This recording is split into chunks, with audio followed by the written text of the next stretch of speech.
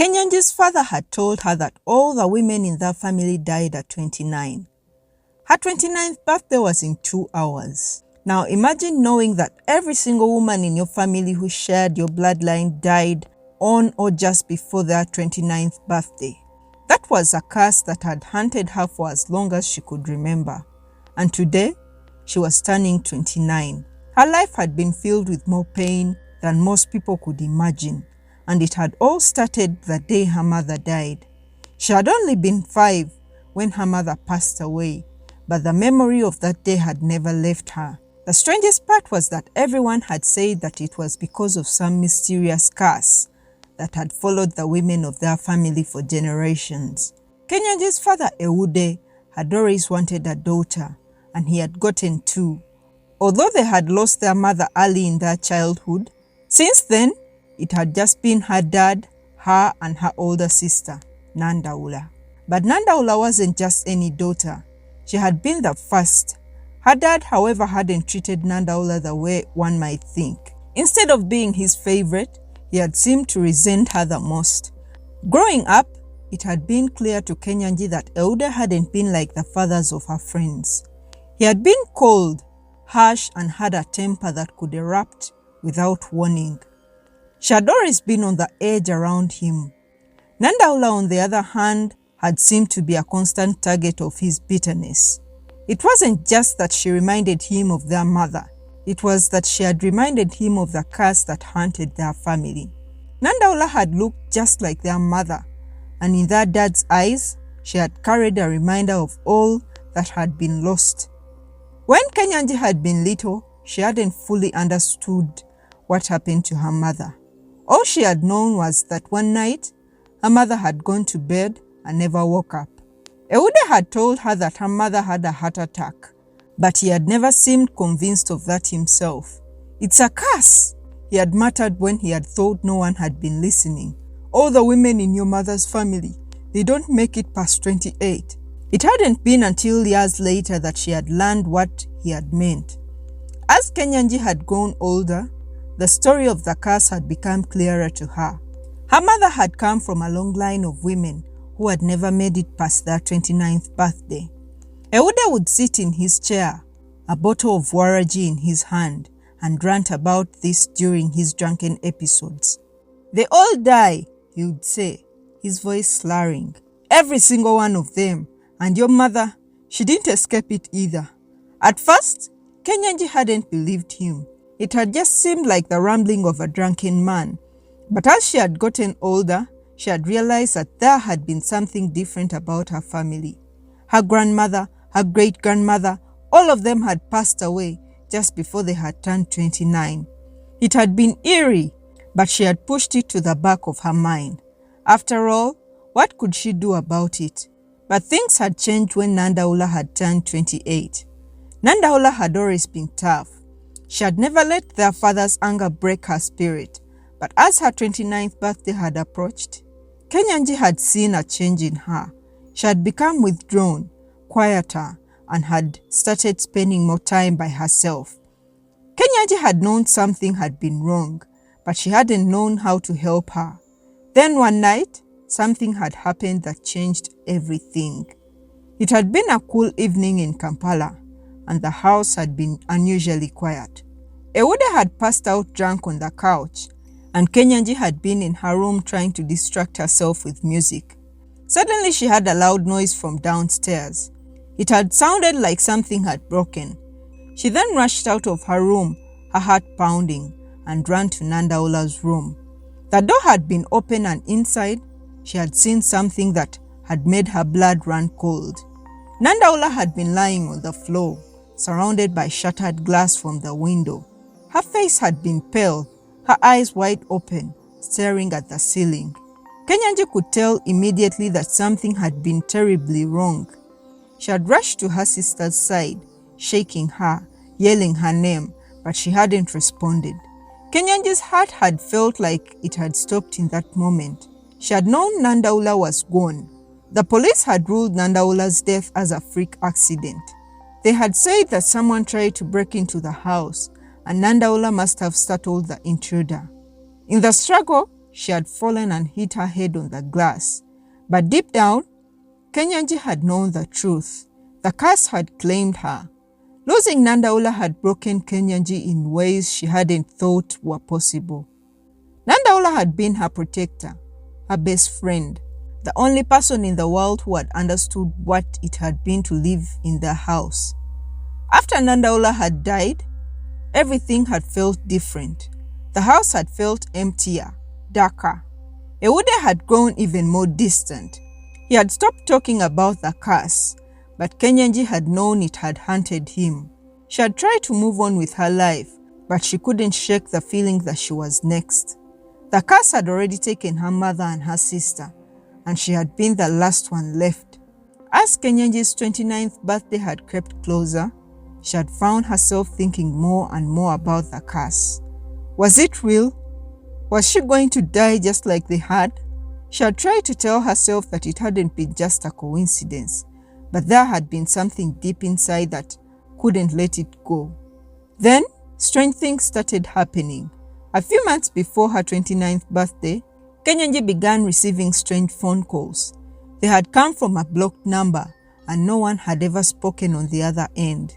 At first, she had thought it had been just a prank, but the calls had kept coming every day, sometimes multiple times a day. She had started to feel like she was being watched, like someone had been following her. The calls hadn't been the only strange thing. She had begun hearing knocks at the door in the middle of the night. At first, they had been soft, almost like someone had been tapping lightly, but as the days passed, the knocking had grown louder, more urgent. It had always come at the same time, 3 a.m., without fail. She had been terrified, but she hadn't told anyone. She hadn't had anyone to tell. Her father Ewude had become a shell of a man, barely speaking to her anymore, and she hadn't had many friends. She had felt completely alone, trapped in a nightmare she couldn't escape. As Kenyanji's birthday had approached, the fear had gone worse. She had stopped leaving the house, stopped answering her phone, stopped doing anything that might draw attention to herself. She had been convinced that someone had been coming for her. The night before her 29th birthday, she had been more anxious than ever. She hadn't slept well in weeks, and every sound in the house seemed amplified, making her heart race. She had sat on her bed, staring at the clock as it had ticked closer at midnight. Her stomach churned with fear. What was going to happen to her? Would Kenyanji die like her mother and Nandaula? She had barricaded herself in her room, locking the door and closing the windows. She had even put a chair against the doorknob just in case. But deep down, she knew that if the curse was real, no amount of locks or chairs would stop it. Just as the clock struck midnight, she heard it, a familiar knock at the door. This time, it was louder than ever before, shaking the walls of the house. Her heart pounded in her chest as she sat frozen, unable to move. The knocking continued, relentless until it stopped, just as suddenly as it had started. Then everything went quiet. She waited, holding her breath for what felt like an eternity. But nothing happened. No one broke into her room. No ghostly figure appeared. She was alone. She finally allowed herself to exhale, her body shaking with relief. Maybe it was over. Maybe she had survived the curse. But just as she was about to lie down, she heard something that made her blood turn to ice. It was a voice, faint but unmistakable, coming from the other side of the door. It was Nandaula's voice, her dead sister. Kenyanji stood frozen, staring at the door, her mind racing. It couldn't be her. Nandaula was dead. She had seen her body, had gone to her funeral, but the voice continued, growing louder, more desperate. With trembling hands, Kenyanji slowly approached the door. She didn't know what she was going to find on the other side, but she couldn't ignore the voice. She had to know the truth. She unlocked the door and slowly opened it, expecting the worst. But when she stepped into the hallway, there was no one there. The house was completely silent. Confused and terrified, She turned to go back into the room, but then she saw it, a letter lying on the floor in front of the door. It hadn't been there before. She picked it up, her hands shaking as she opened the envelope. Inside was a single sheet of paper, covered in a messy handwriting. As she began to read, her heart pounded in her chest. Kenyanji, if you're reading this, then I'm already gone. But you need to know the truth. The curse isn't what you think it is. It's about something far more dangerous. The women in our family are not cursed. It's all a lie. Our grandmothers didn't die at 29. It all started with our mother, then followed us. That is why he has been killing us. I know it sounds crazy, but you have to believe me. Dad is the one. It's not his fault. He's the cursed one. It's like he has two personalities.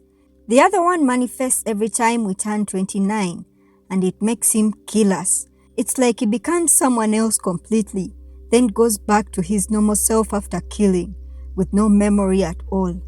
And now that you're 29, you have to be careful. He'll come for you, just like he came for me and Mama. But you can stop it. You can break the cycle. Please, don't let it happen again. Nanda. She stood there, the letter clutched in her trembling hands, trying to process what she had just read. Could it be true? Was her father Ewude the cursed murderer trying to kill them? Before she could fully comprehend the letter, she heard it again. The knock. This time it wasn't coming from the door. It was coming from the window. Slowly, she turned towards the sound, her heart pounding in her chest. The curtains were drawn, but she could see the faint outline of a figure standing on the other side of the glass. For a moment, she was paralyzed with fear. Could it be Ewude, her father? Help! Help me, Kenyanji! It was the voice of a woman calling for help. She rushed to the window and pulled the curtains aside. There, standing outside, was her father, Ewude.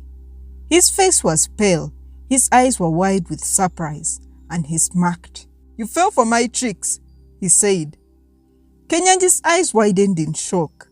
The curse could even make Ewude change voices just to kill her. Suddenly, Ewude pulled out a gun and shot at her, grazing her shoulder as she tried to dodge it. "Dad, please, it's me, your daughter," Kenyanji cried out, clutching her bleeding shoulder. There was a sudden silence, and she looked back at the window, but Ewude was gone. Then she realized she had left her room door open. As she rushed to shut it, Ewude barged into the room, kicking her to the ground as she writhed in pain. "Please don't kill me, Dad! Please!" she begged. Ewude pointed the gun at her, ready to pull the trigger, but it seemed like he was fighting the power controlling him. "Please stop me, my daughter. I can't fight this. Please, finish me before I kill you. Don't hesitate. End this, my daughter." Kenyanji was shocked. Ewude, her father, was still in there, but for how long could he hold on? "There must be a way to stop this, Dad. I can't lose you." Ewude's personality then switched. He started laughing hysterically, saying he would end all of them tonight. As he pulled the trigger, the gun was empty. There were no bullets left in the chamber. Kenyanji grabbed a shoe nearby and hit him with a sharp heel on the head, sending him reeling and falling backwards. He bled, calling for his daughter, telling her that she had done the right thing. Kenyanji cried, not believing that she had harmed her own father. "Don't cry, my daughter. I deserved it. I killed your mother and sister, and I would have killed you too. When the police come, tell them it was self-defense. Forgive me, my daughter," Ewude said weakly. Kenyanji sobbing pleaded for his forgiveness, but Ewude bled out and died. As she stood there, staring at the man who had once been her father, what a horrible curse he had, she thought. For too long, the women in her family had been haunted by fear, death, and a curse they thought belonged to them. Instead, it was their father who had been cursed. It all ended with her, and now it was time for her to take control of her own destiny. She was the first woman in her family to live past the age of 29. 60 years later, Kenyanji sat in a sitting room, telling her great-grandchildren about her life story. As they listened, wide-eyed and silent, she smiled softly and said to them, "I lived, and so will you." What do you think of this story, guys? Did you like it? Please subscribe and hit the bell icon so that you're notified every time I post new videos. Thank you for watching, guys.